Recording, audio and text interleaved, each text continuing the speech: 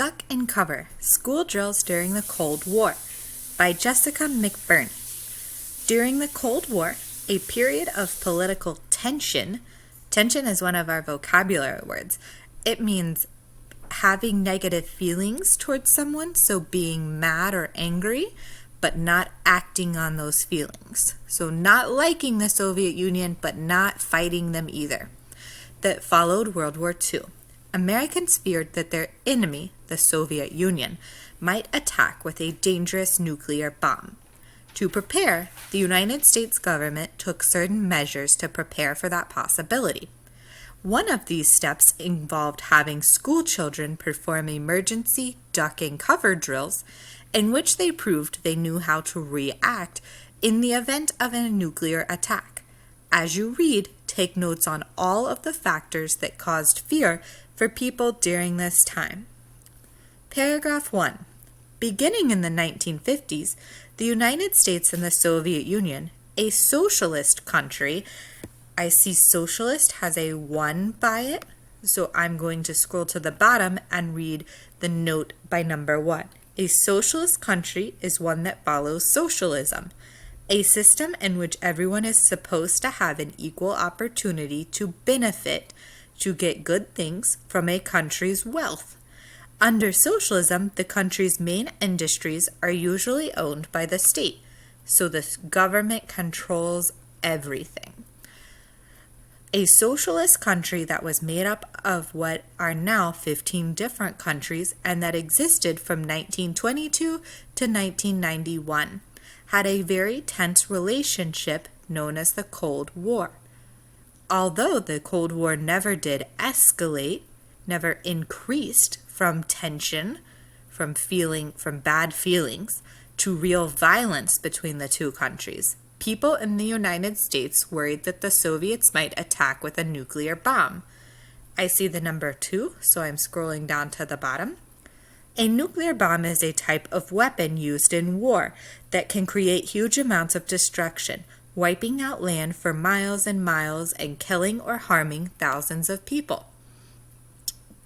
To prepare for such an event, elementary and high school students performed emergency drills at school, just as we might do fire or other safety drills today.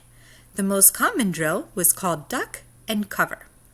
In a duck and cover drill, a student drops to the floor and gets under something, like a desk. Then they lie face down, curl up, and cover the head and neck with a jacket, book, or even their hands.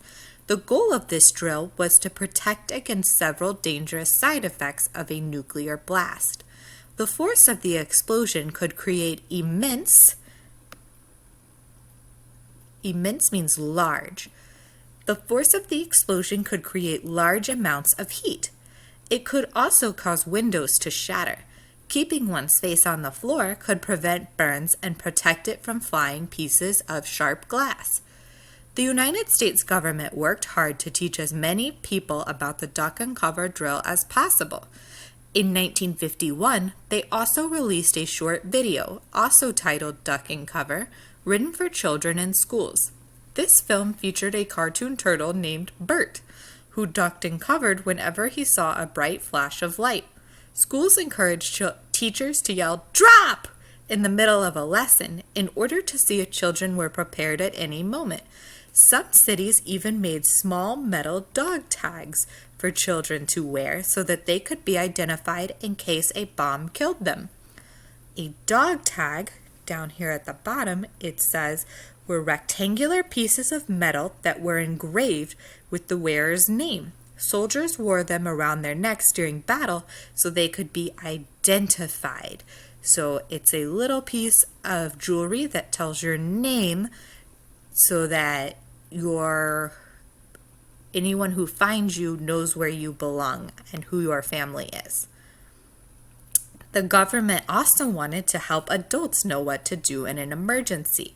They released informational pamphlets that explain the duck and cover position and other strategies to survive a nuclear attack. They sent trucks around the country to show the videos and pass out booklets of their information. Stories and magazines advertised bomb shelters that people could buy to put in their backyards. Cities set up public fallout centers where people could go to run away from atomic radiation. Radiation has a number by it, so I'm going down to number 5. Radiation is a dangerous, intense light wave that comes from an atomic bomb. It can cause cancer. And they also stored large amounts of food and installed emergency broadcast systems in public places. The federal government estimated, to make an educated guess, the federal government guessed that all these efforts would save 27 million people. Writers and scholars disagree about whether these programs are good or bad. Some say they promoted a healthy awareness of a real threat to the United States.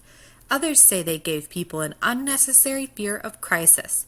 School drills and other nuclear preparedness programs slowly went away in the 1960s as U.S. leaders began to talk more openly with Soviet leaders.